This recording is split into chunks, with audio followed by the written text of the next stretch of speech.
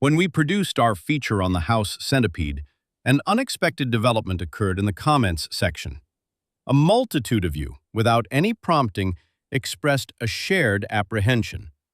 It wasn't about the centipede itself, but about an entirely different concern. The same apprehension was articulated in countless varied phrasings.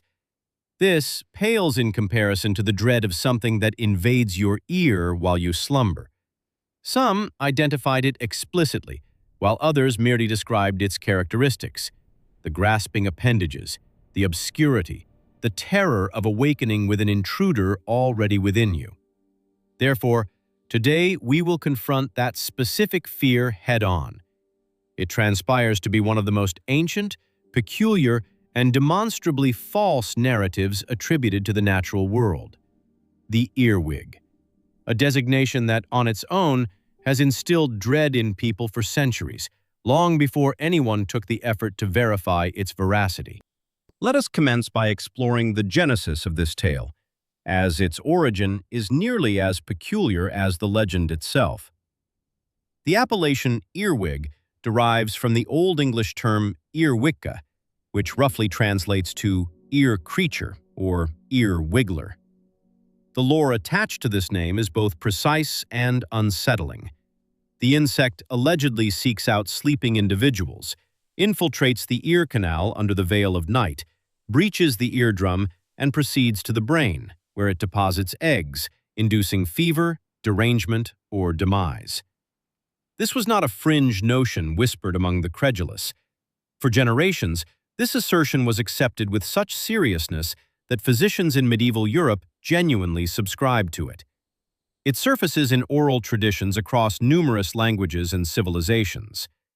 In France, this insect is designated perce-oreille, meaning ear piercer. In Germany, it is known as Ohrwurm, signifying earworm. The apprehension was not confined to a single territory or epoch. It was pervasive, enduring, and treated as established truth for an extraordinarily protracted period before scientific inquiry caught pace. And here lies the most crucial element. There has never been a solitary piece of empirical evidence to substantiate any aspect of this claim.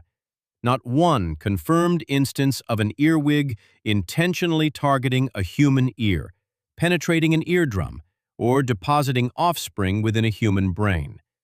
Entomologists who have undertaken extensive investigations of this insect have discovered absolutely nothing within its conduct, its biological makeup, or its sensory inclinations that would predispose it to seeking out a human ear. So, why does this fabrication endure? The answer is found in comprehending what the earwig actually seeks within its environment. Because once that is grasped, the entire myth collapses of its own accord.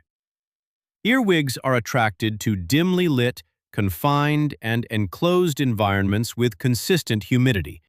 This forms the bedrock of their habitat preferences, and it illuminates precisely where they are typically encountered: beneath organic ground cover, beneath stones, within coiled garden hoses, in the fissures of tree bark, and in damp cellar corners. Conversely, a human ear canal offers virtually none of the conditions an earwig actively seeks. It lacks the nutritional sources earwigs rely upon. It lacks the sustained moisture they require. There is simply nothing biologically appealing about it.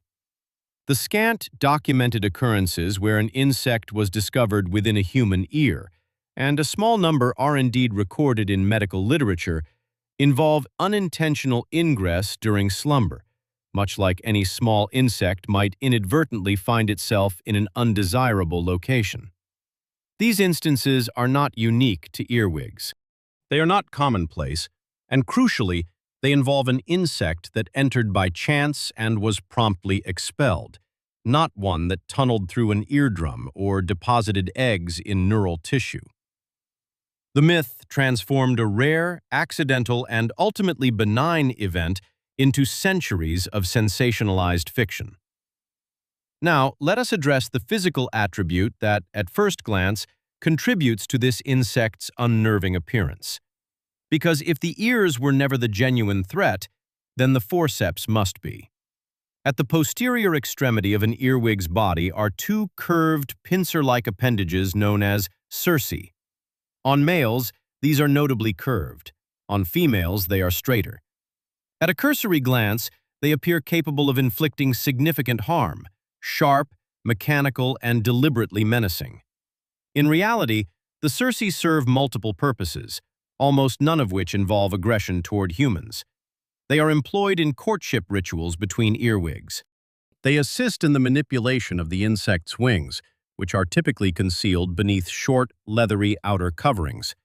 And they function as a defensive mechanism against genuine threats, predominantly other insects, small predators, and anything that attempts to handle or disturb the earwig directly. If an earwig is grasped or confined against skin, it may deploy its cerci defensively. The outcome is a mild pinch, not a bite, not a sting. Venom plays no role in this interaction. Entomologists who have directly studied this phenomenon describe the sensation as akin to being gently squeezed by a fingernail. It rarely lacerates the skin. It causes no lasting discomfort. By all objective medical criteria, it represents one of the most innocuous defensive tactics in the insect kingdom, possessed by one of the most intimidating-looking insects most individuals will ever encounter. The forceps that have bestowed this insect with its terrifying reputation are incapable of fulfilling what that reputation implies. They were never designed for such a purpose. Now, here is an aspect of this narrative that I believe will surprise you most profoundly, as it is the complete antithesis of everything the myth has conditioned us to anticipate.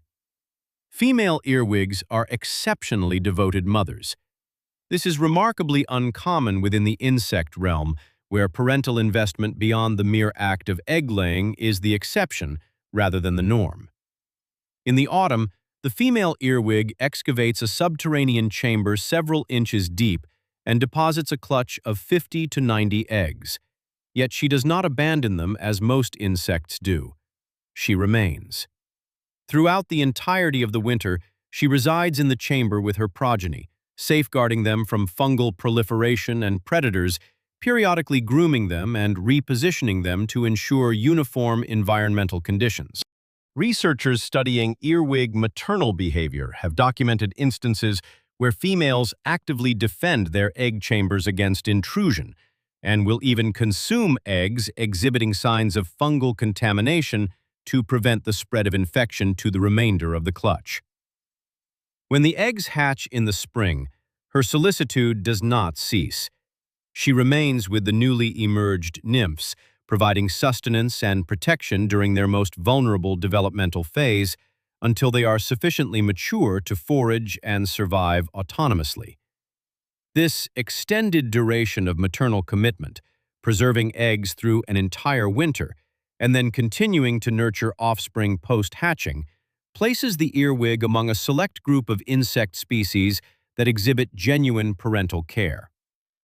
The creature that centuries of folklore have transformed into a phantasmal entity is, in the most literal biological sense, one of the more vigilant and protective maternal figures in the insect world. So, beyond nurturing its young, what exactly is the earwig contributing to your garden? Earwigs are omnivorous scavengers and predators. They subsist on decaying plant matter, fallen leaves, and organic detritus, thus facilitating the decomposition of garden waste, much like many of the detritivores we have discussed on this platform. However, they also actively hunt and consume aphids, insect eggs, mites, and other small garden pests. A moderate population of earwigs in your garden provides a tangible, albeit modest, pest control service, preying upon the very soft-bodied insects that damage seedlings and delicate new growth. The complicating factor, and it is a genuine one, is that earwigs will also consume living plant tissue when their population density increases or when alternative food sources are scarce, particularly soft fruits, the petals of flowers like zinnias and dahlias, and tender seedlings. This is the legitimate, evidence-based rationale why some gardeners elect to manage earwig populations, and it bears no relation whatsoever to the ear myth. It is a matter of ecological equilibrium, not a hazard to human beings. If evidence of earwig damage becomes apparent in your garden, the most effective countermeasure involves neither fear nor chemical applications. Simple traps, such as a rolled section of damp newspaper or a length of garden hose left out overnight, will attract earwigs seeking shelter, which can then be relocated away from vulnerable plants in the morning. Reducing excessive moisture and eliminating dense mulch accumulations directly against plant stems will naturally lower local population density without diminishing the broader pest control benefits earwigs provide elsewhere in your garden. Therefore, the next time you encounter an earwig in your garden, your cellar, or indeed anywhere at all, you now possess the complete and unvarnished truth about an insect that has unjustly instilled terror in people for a duration exceeding that of nearly any other creature featured on this channel. The name that terrorized generations described something that has never actually transpired. The forceps that appeared so formidable are incapable of inflicting the harm that fear attributed to them, and the insect at the heart of one of history's most enduring fabrications proves to be, beneath it all, a mother who remained throughout an entire winter to safeguard what was most precious to her. That is not a monster.